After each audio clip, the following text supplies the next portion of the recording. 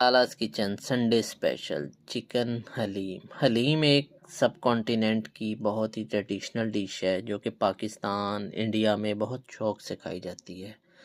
तो जनाब हलीम पक जाए, पकाना एक आर्ट है, लेकिन उसके बाद जब तक उसके बाकी अज्जा उस पर ना डाले जाएं हलीम का स्वाद ही नहीं आता। तो बाकी अज्जा में थोड़ा सा चाट मसाला डालें, नींबू स्प्रिंकल करें उसके ऊपर।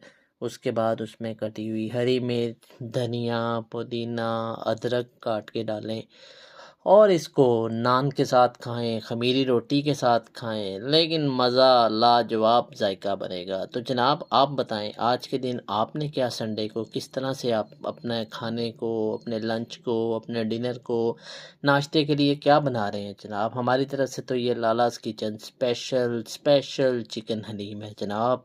तो कमेंट में और लाइक करना ना भूलिएगा।